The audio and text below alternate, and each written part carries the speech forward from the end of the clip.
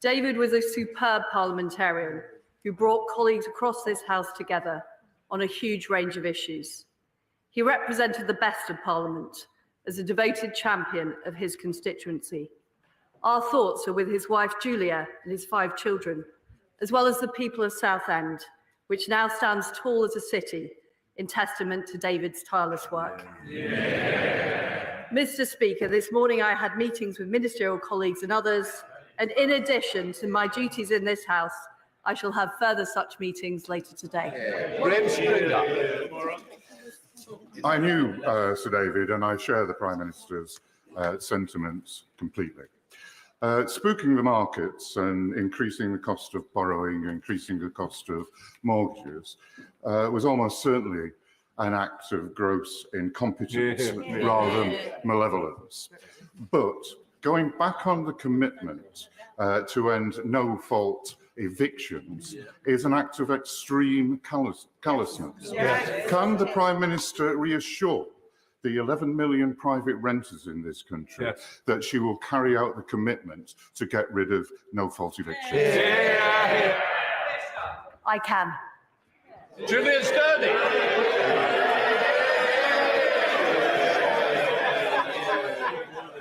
Thank you, Mr. Speaker. On a recent visit to the children's ward at York Hospital, I was shocked to learn that paediatric waiting time targets are the same as that of adult patients.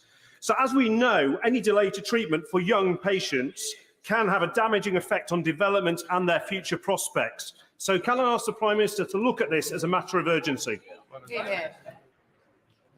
Well, I'm very, very sorry to hear about the situation for young people at York Hospital, and I'm pleased to say that this is an issue that my right honourable friend, the Health Secretary, is focused on in her plan for patients. We are making sure that people can access treatment as soon as possible. We're delivering record staffing numbers and putting in place record levels of funding.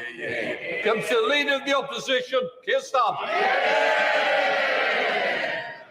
Thank you, Mr. Speaker. Can I join with the Prime Minister in her comments about Sir David? She spoke for the whole House when she made those comments, and I know how deeply his loss was felt on the opposite benches, and we extend our best wishes across at this important time. Mr. Speaker, I also want to send my heartfelt condolences to the families of all those who tragically lost their lives in Chrysler last week. Donegal is a special place to me and my family and across this House. The people there are in all of our thoughts. Mr. Speaker, this morning, the Business Secretary toured the TV studios arguing that the turmoil in the markets has nothing to do with her budget.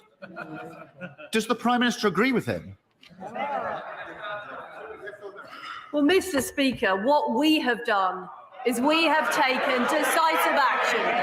We have taken decisive action to make sure that people are not facing energy bills of £6,000 for 2 years. And I think we remember the opposition is only talking about 6 months. We've also taken decisive action to make sure that we are not facing the highest taxes for 70 years in the face of a global economic slowdown. And what we're making sure is that we protect our economy at this very difficult time internationally. And as a result of our action, Mr. Speaker, and this has been independently corroborated, we will see higher growth and lower inflation. Mr. Speaker, avoiding the question, ducking responsibility, lost in denial. No wonder investors have no confidence in her government. And this is why it matters. A few weeks ago, Zach and Rebecca from Wolverhampton were all set to buy their first home. Then the government's borrowing spree sent interest rates spiralling and their mortgage offer was withdrawn. I met them last week. They're back to square one, unable to buy, devastated, sick to the back teeth with excuses and blame shifting. Does the Prime Minister understand why Zach and Rebecca are completely furious with her? Mr. Speaker, the fact is that when I came into office, people are facing energy bills of up to £6,000 a year. Well, I'm sorry. Mr. Speaker, the party opposite are shouting that he is opposing the very package that we brought in, the energy price guarantee. That was the major part of the mini budget that we announced.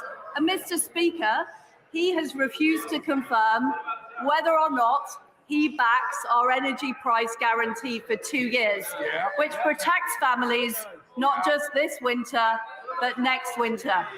What we're seeing, Mr. Speaker, is we are seeing interest rates rising globally. They are rising globally in the face of Putin's appalling war in Ukraine.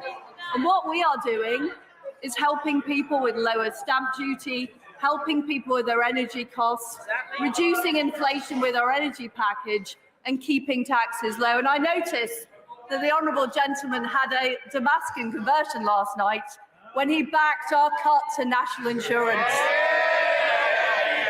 Keir Starmer. Mr. Speaker, the economy is in turmoil. People are really worried. This is really not the time to descend into absolutely nonsense attacks about last night. There's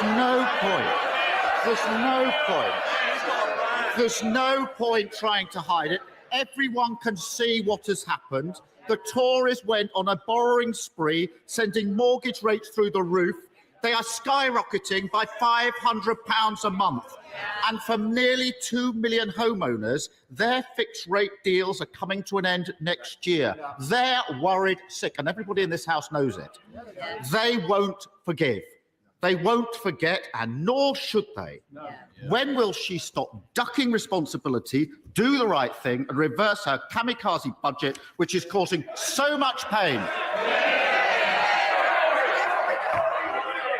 Mr. Speaker, last night the Labour Party supported bringing down national insurance.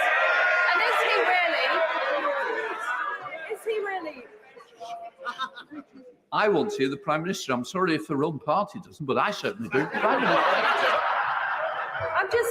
Mr. Speaker, I'm genuinely unclear about what Labour's.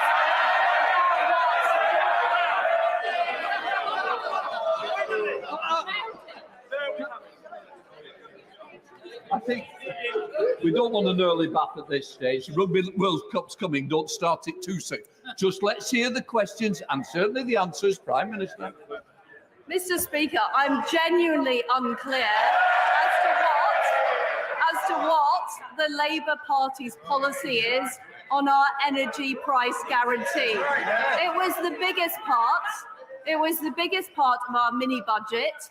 Are the opposition saying they want to reverse it and they want to see people facing energy bills of £6,000? Is that what he's saying? Keir Starmer. Mr. Speaker, the Prime Minister knows very well that on this side we voted against the national insurance in the first place. She voted for it. So who's doing the U-turn? Honestly. Last week, the Prime Minister was forced to U-turn on her unfunded tax cut for the super wealthy. This week, she's beginning to realise that she needs to extend the windfall tax, one step behind the CEO of Shell. But she's still going ahead with £18 billion of tax cuts for the richest businesses, and they didn't even ask for it. She's still gift-wrapped a stamp duty cut for landlords, just as renters feel the pinch. And she's still holding out tax cuts for those who live off stocks and shares. Why does she expect working people to pick up the bill for her unfunded tax cuts for those at the top? I notice that the Leader of the Opposition is still not saying whether or not he supports our energy price guarantee. This is very relevant, Mr. Speaker, because it is the biggest part. It is the biggest part of our mini budget. It's the biggest part of the mini budget. The fact is that all the opposition have said is that people should be supported for 6 months. Does he think that in March, pensioners should be facing very high energy bills, because that's what will happen if he doesn't support our energy price guarantee. Keir Starmer. Mr. Speaker, not even attempting to answer the questions now. I gently remind her that the idea of freezing energy bills was a Labour idea, which she then took on. During her leadership contest, the Prime Minister said, and I quote her exactly, "I'm very clear. I'm not planning public spending reductions." Is she going to stick to that? Absolutely. Absolutely.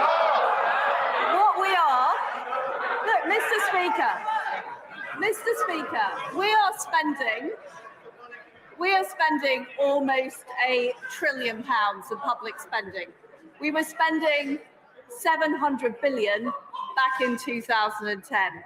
What we will make sure is that over the medium term, the debt is falling. But we will do that not by cutting public spending, but by making sure we spend public money well. And the honourable gentleman talks about our spending, which he doesn't seem to support, on the energy price guarantee. But the reality is he can't criticise us on one hand for spending money, on the other hand claiming we're cutting public expenditure. Keir Starmer. They can cheer. I hope they listen very, very carefully to that last answer, because other people will listen very, very carefully to it. Who voted? Who voted for this? Who voted for this? Who voted for this? Not homeowners paying an extra 500 extra on their mortgages.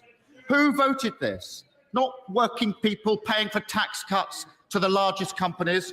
Who voted for this? Not even most of the MPs behind her who know you can't pay for tax cuts on the never, never. Does she think the public will ever forgive the Conservative Party if they keep on defending this madness and go ahead with a kamikaze budget? Mr. Speaker, what our budget has delivered is security for families for the next 2 winters. It's made sure that we're going to see higher economic growth, lower inflation and more opportunities. The way that we will get our country growing is through more jobs, more growth, more opportunities, not through higher taxes, higher spending, and his friends in the union stopping hard-working people get to work. Cheryl Barrett.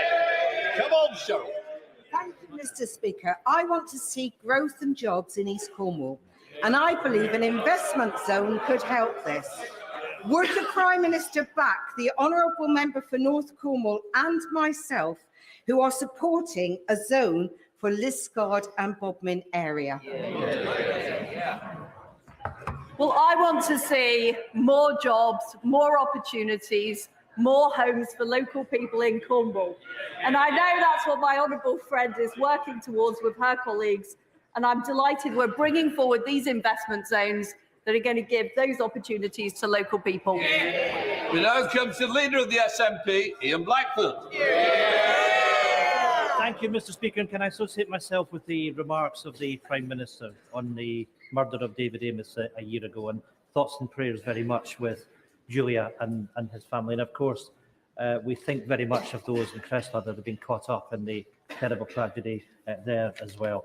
I would have hoped that if the Prime Minister is making public spending commitments today, that she would have said that those that rely on social security benefits will get their benefits uprated in line with inflation. Mr. Speaker, when the Prime Minister last stood at the dispatch box, the average 2-year fixed rate mortgage stood at 4.5%.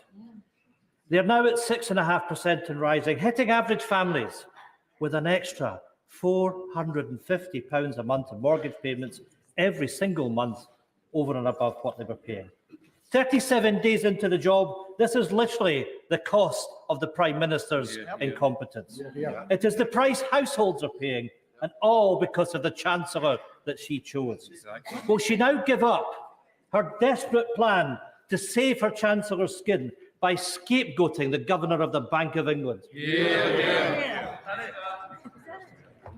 Mr. Speaker, the action we have taken has meant that families in Scotland and across the United Kingdom are not facing gargantuan energy bills. And what the Honourable Gentleman and his friends in Scotland could do to help us out is build the nuclear power stations that are going to help our energy security, help us get more gas out of the North Sea to help deliver on a more secure energy future for all of our people. In Blackburn.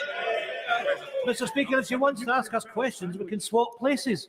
But, you know, the reality is, Mr. Speaker, that the Prime Minister is ignoring the damage of the chaos of the mini-budget. She is worrying about saving the Chancellor's job.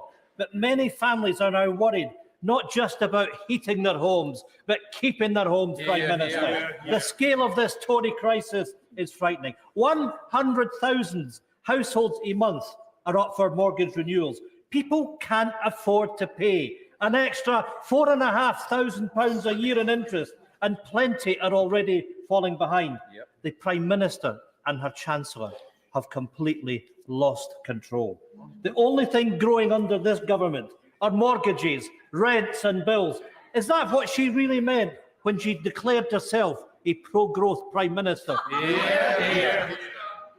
Well, we have taken action on helping families heat their homes, and that's been very important, and I would love to see more support on delivering the energy security we need. Interest rates are rising globally. That is a fact. And interest rates are a decision for the Independent Bank of England. But I want to do all I can to help families across Britain.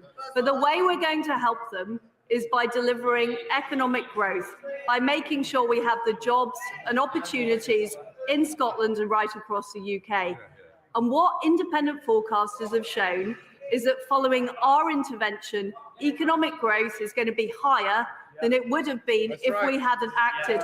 And that is vitally important for the jobs, the opportunities and the livelihoods, and helping make sure people are able to put food on the table. Thank you, Mr. Speaker. The Way navigation winds through the heart of Guildford and is a much treasured part of our local environment. I welcome the announcement by the DEFRA Secretary last week that the Environment Agency will be able to increase fines on water companies for serious breaches of the rules to up to £250 million per breach.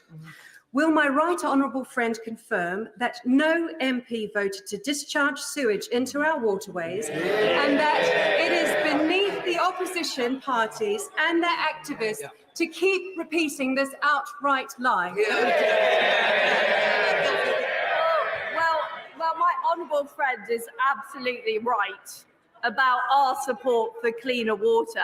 And what we're doing about it, which the honourable lady has asked from a sedentary position, is we have increased, and my right honourable friend, the DEFRA Secretary, has increased the fines for water companies 100 times if they discharge sewage into waterworks in an illegal way. We've acted. Sir Geoffrey Donaldson. Thank you, Mr. Speaker. Can I associate my colleagues and I with the remarks made about the tragic events in Creesla in County Donegal, and our prayers continue to be with that devastated community. Does the Prime Minister agree with me in welcoming the renewed negotiations with the European Union about the Northern Ireland Protocol, that the outcome of those negotiations must reflect the objectives outlined by the government in the Northern Ireland Protocol Bill, and that this is the key to unlocking the door to political stability in Northern Ireland? Well, I very much agree with the honourable gentleman. We need to deliver for the people of Northern Ireland. That means making sure that we have free-flowing trade, east-west as well as north-south. It means making sure that the people of Northern Ireland can benefit from the same tax benefits as people in Great Britain. And it means resolving the issues over governance and regulation. Now, I would prefer to achieve that through a negotiated solution with the EU. But if we're not able to do that, we can't allow the situation to drift. We have to proceed with the Northern Ireland Protocol Bill. Mary Robinson. Thank you, Mr. Speaker. Addressing health inequalities is a key part of levelling up. And so I welcome this week's news of £50 million to fund research into health disparities. We know Poor health affects not only life expectancy, but also prosperity and more widely economic resilience and growth. Therefore, would my right honourable friend consider a future expansion of these research schemes to other parts of the North and the Greater Manchester region to encourage more healthcare research partnerships between our great universities and our local authorities? Well, my honourable friend is absolutely right that this health research is vitally important. I know that my right honourable friend, the Health Secretary, is looking at whether and where the scheme can be expanded, and we will be doing further commissioning rounds to look at that issue. John McNally. Thank you, Mr. Speaker. Prime Minister, you've had a holiday check, I think, in Birmingham, where you're preaching to the choir, although the few MPs appear to be singing from a different song sheet. Prime Minister, your government is now outrageously flirting with disaster, financially and socially. We've just heard the increase in mortgage repayments will dwarf the rise in heating bills. How will you cope with the resultant increase in homelessness? I don't think I'm responsible as you, but I'm sure the Prime Minister will take that on board. Well, Mr. Speaker, what we have done as a government is we've acted decisively to deal with the very severe energy crisis we are facing. We are facing a severe energy crisis. We're also facing a slowdown in economic growth globally due to Putin's war in Ukraine, and not acting is not an option. Gail Pumham.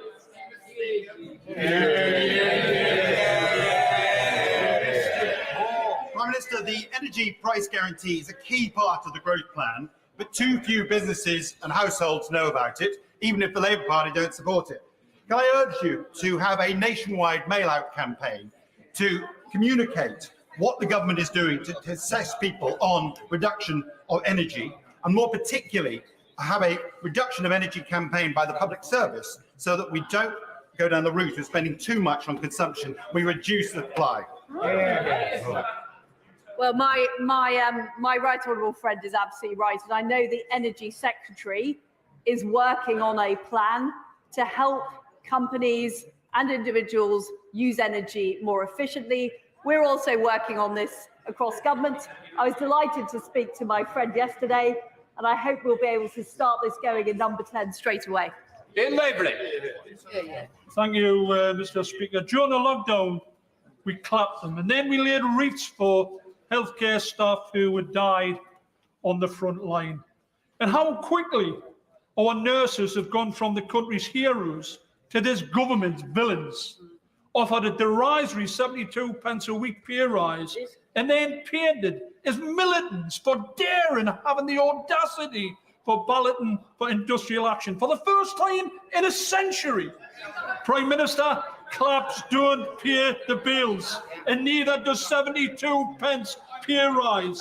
Nurses are leaving the NHS and the droves feeling abandoned by this government. Surely even the Prime Minister agrees that the government has its priorities wrong when unshackling the bonuses of the bankers and at the same time offering derisory pay rises to our treasured NHS staff. Well, first of all, can I say what a brilliant job our fantastic nurses do across the country? And the figures he's quoting are simply wrong. The independent pay review body recommended a £1,400 rise on average, and that is what the government's committed to delivering. Natalie Alfie. Following the loss of 27 lives last winter in the Channel, the UK government offered joint patrols to the French on the beaches. Could my right honourable friend, the Prime Minister, confirm that she renewed this offer to President Macron when they met, and further, that there'll be no new money, no fresh agreement with the French, unless they agree to joint beach patrols and a joint security crossing across the Channel to bring an end to the small boats crisis for good?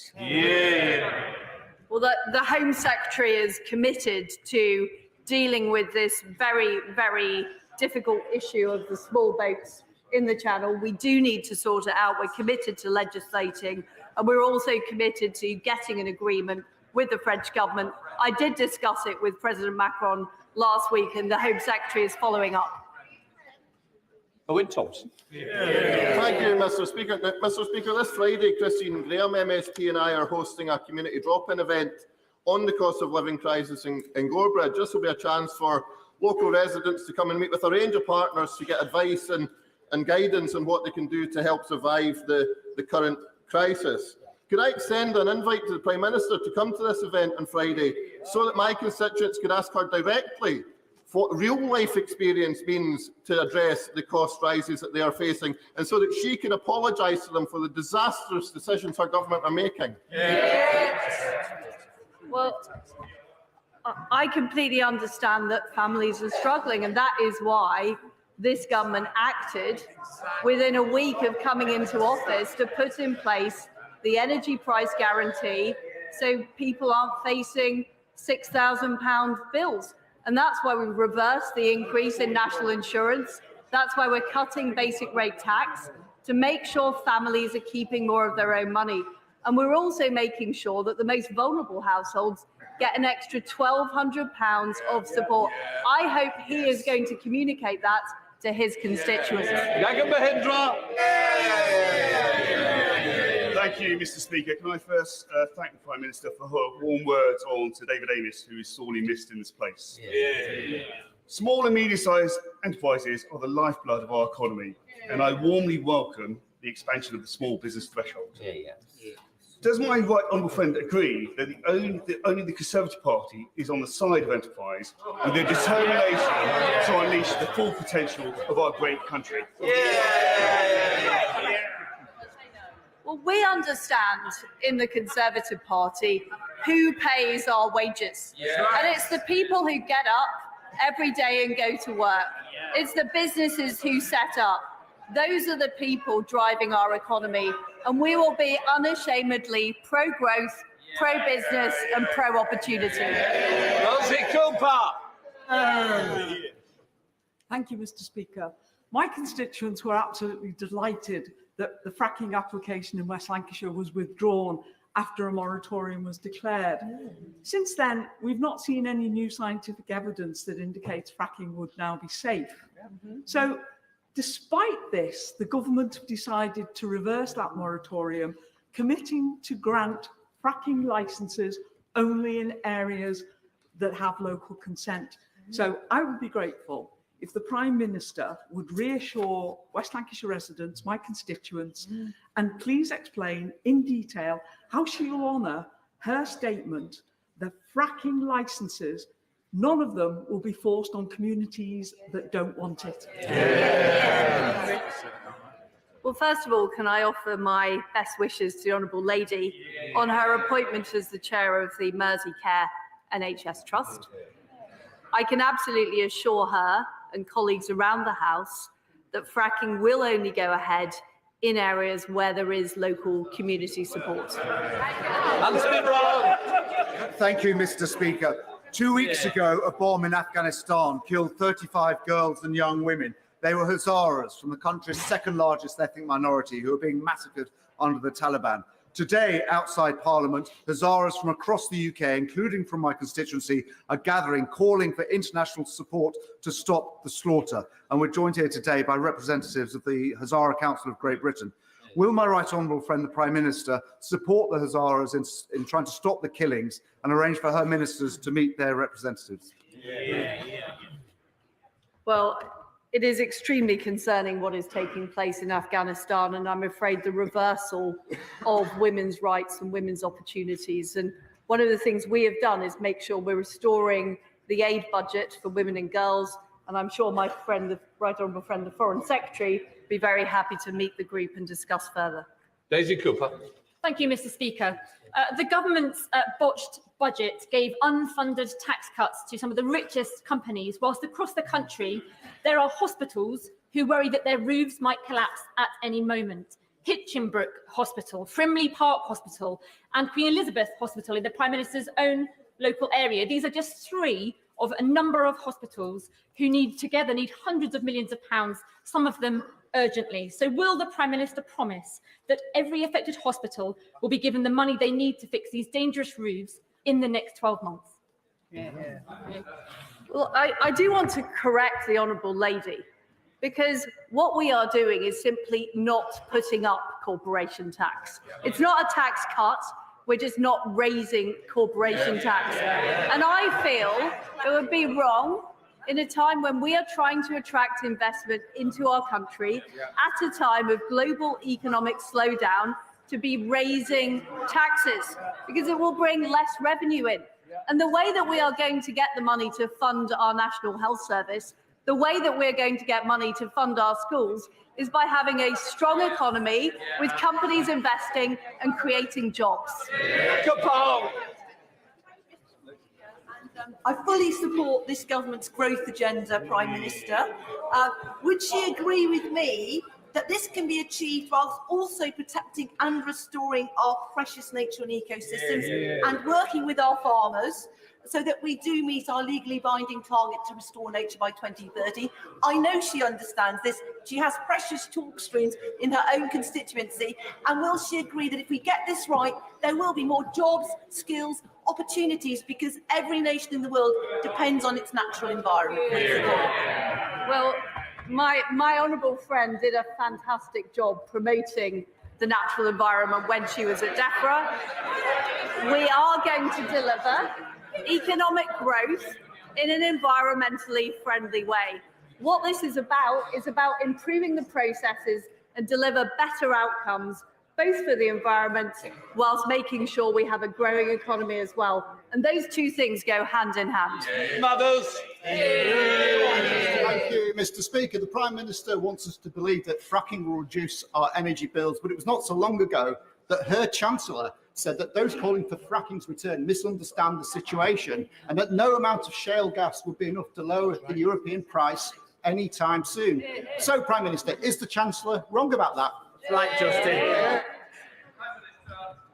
We are pulling every lever to improve our energy supply in Britain, whether it's the North Sea and opening up more opportunity there, which the opposition front bench are against, whether it's fracking, whether it's more renewables, which I'm very supportive of, whether it's more solar panels in the right place, whether it's more nuclear power stations, which are opposed by the SNP. We are doing everything we can because we can never be in a situation again where we are dependent on authoritarian regimes for our energy. Thank you, Mr. Speaker. Over the past week, serious safeguarding failures by the children's charity Mermaids have come to light.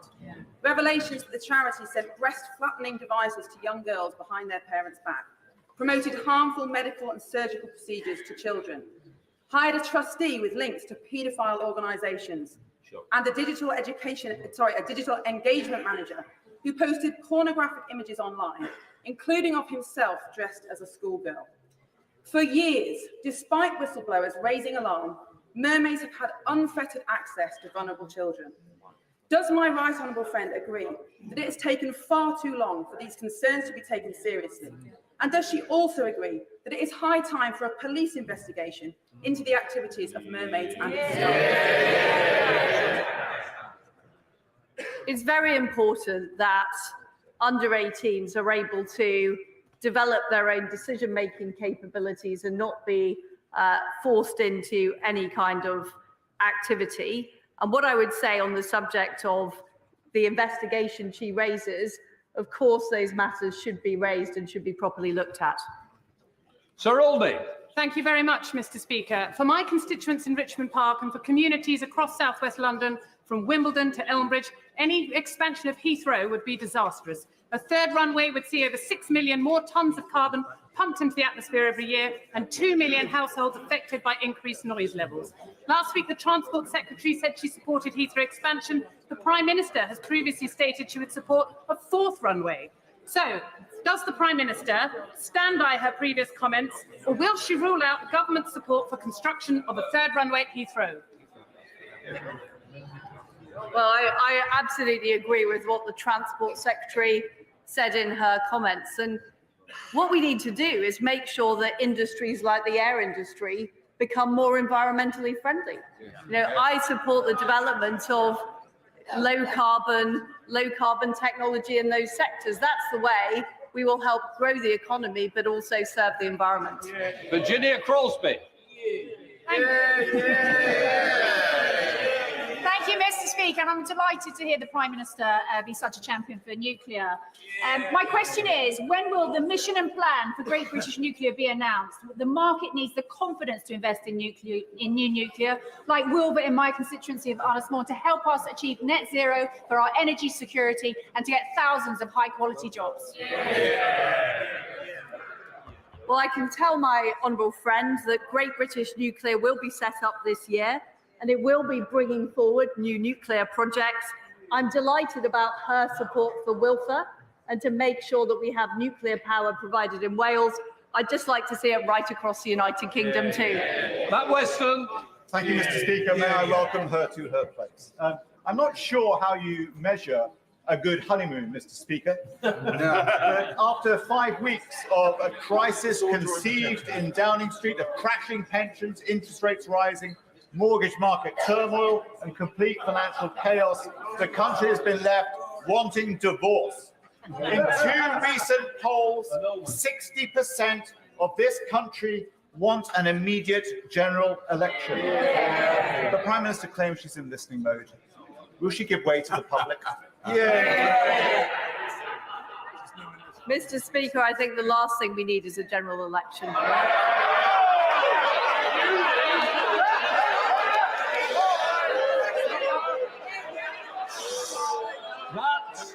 That concludes Prime Minister's questions. Let the people leave.